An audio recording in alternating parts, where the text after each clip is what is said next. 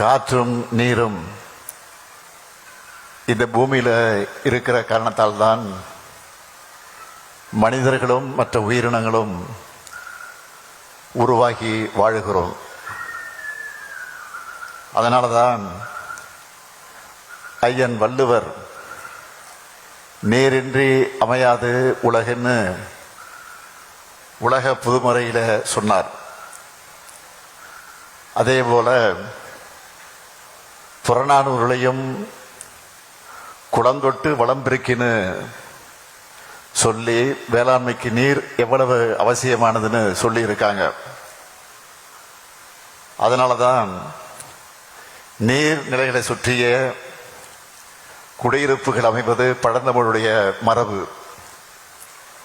எல்லா வகையிலும் இயற்கையோடு இணைந்ததுதான் தமிழருடைய வாழ்வு. அதோட தொடர்ச்சியாகத்தான் நம்முடைய திராவிட மாடல் அரசு நடைபெற்று வருகிறது என்பதை அதற்கு அடையாளமாக இந்த மாமல்ல நீர்த்தேக்கத்தினுடைய அடிக்கல் நாட்டு விழா நடைபெற்றுக் கொண்டிருக்கிறது. சென்னையின் வளர்ந்து வரக்கூடிய பகுதிகளுக்காக நம்ம அரசு செஞ்ச முக்கியமான பணியின வரலாற்றில் இந்த நிகழ்வு நினைவு கூறப்படும். பொதுவா சிலர் உண்மை தெரிந்தும் பலர் உண்மை தெரியாமலும் நம்முடைய கழக ஆட்சியில அணைகளை கட்டலன்னு ஒரு பெரிய பொய்ய சொல்லுவாங்க. ஆனா உண்மை நிலை என்ன? நம்முடைய முத்தமிழிலும் கரை கண்ட தலைவர் கலைஞர் அவர்கள் தமிழ்நாட்டினுடைய நீர்நிலைகளை காக்கக்கூடிய செயல்பாடுகளையும் நிறைய செஞ்சிருக்கிறார். 1967ஆம் ஆண்டு திராவிட முன்னேற்ற கழகம் ஆட்சிக்கு வந்ததிலிருந்து 2011 வரை நம்முடைய தமிழ்நாட்டில் 43 அணைகள் கட்டப்பட்டிருக்கு.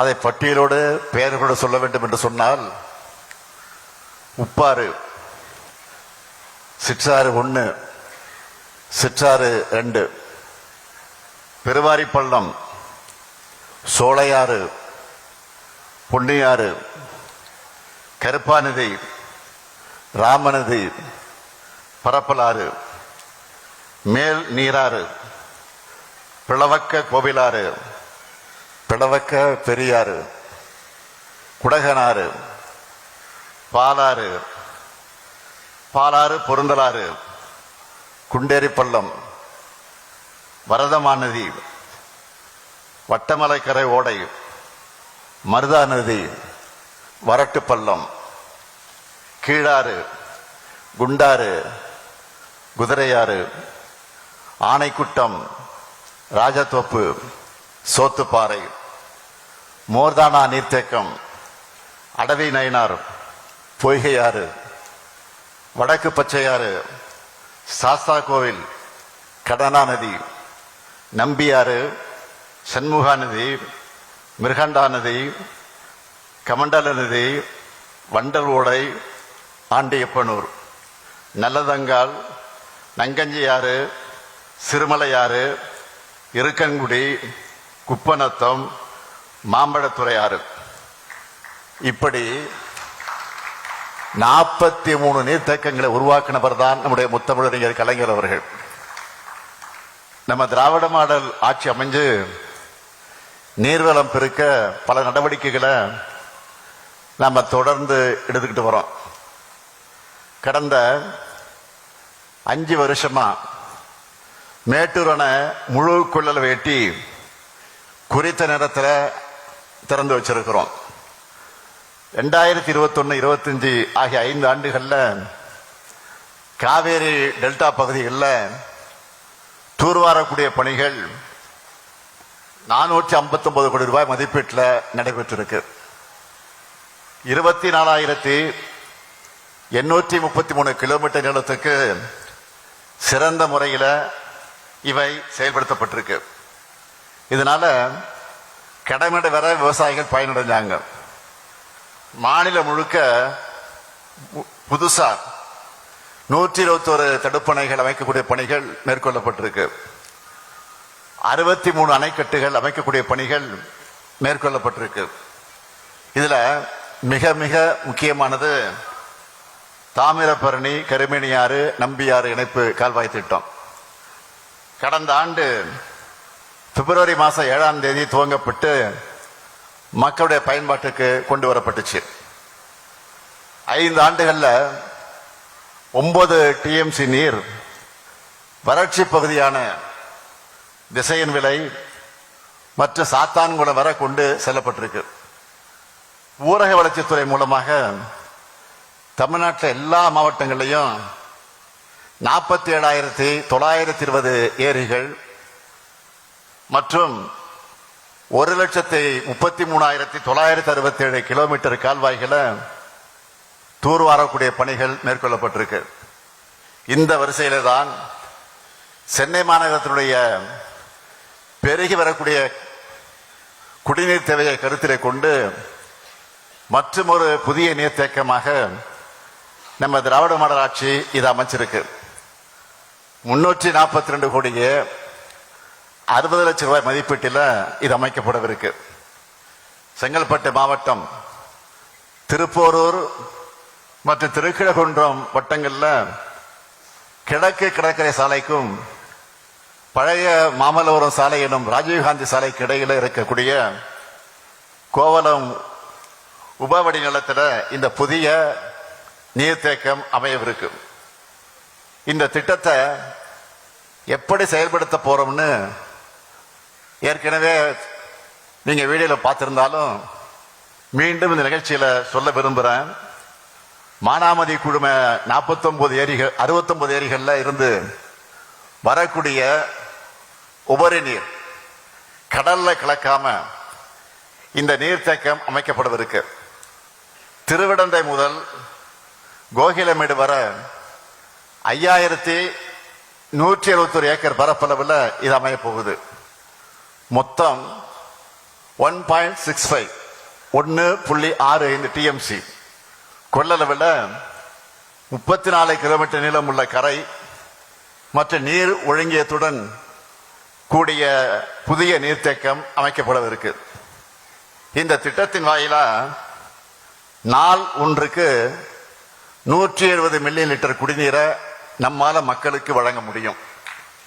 சென்னையின் புதிய அடையாளங்களாக மிக வேகமா உருவெடுத்திருக்கக்கூடிய பகுதிகளாக இருக்கக்கூடிய சோழிங்கநல்லூர், மேடவாக்கம், பள்ளிகரண, சிறுசேரி, கேளம்பாக்கம், திருப்போரூர், மாமல்லபுரம் ஆகிய பகுதிகளில் வசிக்கிற 13 லட்சம் மக்களுக்கு குடிநீர் வழங்க இது பயன்படும். சுற்று வட்டாரத்தில் இருக்கக்கூடிய திருவிடந்தை, கோகிலமேடு, மாமல்லபுரம், தண்டலம், பையனூர் ஆகிய பகுதிகளில் நன்னீரை தேக்கி கடல்நீர் உட்புகுதலை தடுத்து நிலத்தடி நீரின் மட்டம் மற்றும் அதனுடைய தரம் மேம்படுத்தப்படும். இந்த பகுதியில் உள்ள பக்கிங்ஹாம் கால்வாய் 15 கிலோமீட்டர் நீளம் 311 ஏக்கர் பரப்பளவில் சீரமைப்பதால உவர் நீர் மீன் வளத்தை நம்பி இருக்கக்கூடிய மீனவர்களின் வாழ்வாதாரம் மேம்படும். மேலும் அந்த பகுதியில் வசிக்கக்கூடிய மீனவர்களுக்கு மீன்பிடி உரிமம் வழங்கப்படும். தொண்டை மண்டலத்தில் காஞ்சிபுரத்தை தலைநகரமாக கொண்டு கிபி 3ஆம் நூற்றாண்டு முதல் 9ஆம் நூற்றாண்டு வரை பல்லவர்கள் சிறப்பாக ஆட்சி செஞ்சாங்க. மகேந்திரவாடி, உத்தரமேரூர், தென்னேரி, தூசி மாமண்டூர் போன்ற 39 ஏரிகளை பல்லவர்கள் உருவாக்கி இருக்காங்க. ஏரி வாரியம் அமைச்சு உணவு மற்றும் நீர் பாதுகாப்பை தொண்டை மண்டலத்தில் உறுதி செஞ்சாங்க. பல்லவர்கள்ல மாமல்லன் போற்றப்படக்கூடிய 1ஆம் நரசிம்மவர்மன் அந்த பல்லவன் உருவாக்கின மாமல்லபுரம் பக்கத்துல இந்த நீர்த்தேக்கம் அமைகிற காரணத்தால மாமல்லன் என்று இந்த நீர்த்தேக்கத்துக்கு பெயர் சுட்டுவதால் பொருத்தமாக இருக்கும் என்று நான் கருதுகிறேன். சென்னையை சுற்றி செம்பரமாக்கு ஏரி, புழல் ஏரி, சோழவரம் ஏரி, பூண்டி ஆகியவை இருக்கு.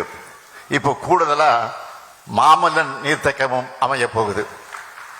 ஒரு நாட்டுக்கு நிதி மேலாண்மையை போலவே இப்பொழுது நீர் மேலாண்மையும் மிக மிக முக்கியம். அந்த நீர் மேலாண்மைக்கு மிக மிக அதிக முக்கியத்துவம் கொடுக்கணும்னு உணர்ந்து செயல்படக்கூடிய ஆட்சி தான் இந்த ஆட்சி. நீர்நிலைகளை மாசுபடாமல் காத்து வருகிறோம். நிலத்தடி நீரை பெருக்க எல்லா முயற்சிகளும் எடுக்கிறோம். கடல் நீரை குடிநீராக்கவும் முயற்சி செய்கிறோம்.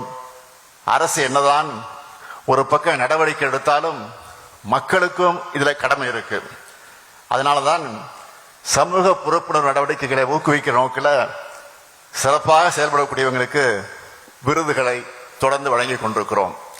நீர்வளத்துறை மற்றும் பிற துறைகளுடன் ஒருங்கிணைந்து தமிழ்நாட்டில் எல்லா மாவட்டங்களிலும் இருக்கக்கூடிய கால்வாய்கள் மற்ற நீர்நிலைகளை தூர்வாரி பொதுமக்கள் மற்றும் விவசாயிகளுடைய நீண்டகால பயன்களை பெறக்கூடிய வகையில் நிலையான நீர்வள மேலாண்மையினை உறுதி செய்யக்கூடிய அரசு தன்னார்வ தொண்டு பணிகளை பாராட்டி இன்றைக்கு சிறந்த நீர் பாதுகாத்தல் விருதை வழங்கியதில் நான் மிகுந்த மகிழ்ச்சி அடைகிறேன்.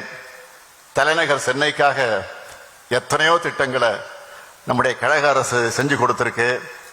அண்ணா மேம்பாலம் தொடங்கி டைடல் பார்க் வர 100க்கு மேல என்னால் பட்டியல் போட்டு சொல்ல முடியும். கடந்த 5 ஆண்டுகள்லையும் சென்னையோட முகமே மாறக்கூடிய அளவுக்கு எல்லா வகையான வளர்ச்சி திட்டங்களையும் நிறைவேற்றி கொண்டிருக்கிறோம். அடுத்தடுத்து நிறைய லைனா வரிசையா திறப்பு விழா காண காத்துக்கிட்டு இருக்கு. இன்றைக்கு நான் தொடங்கிய இந்த நீர்த்தேக்க பணி மக்களுக்கு காலந்தோறும் வாழ்வளிக்க போகுது. அந்த பெருமை உணர்வோடு என்னுடைய உரையை இந்த அளவோடு நிறைவு செய்கிறேன். நன்றி, வணக்கம்.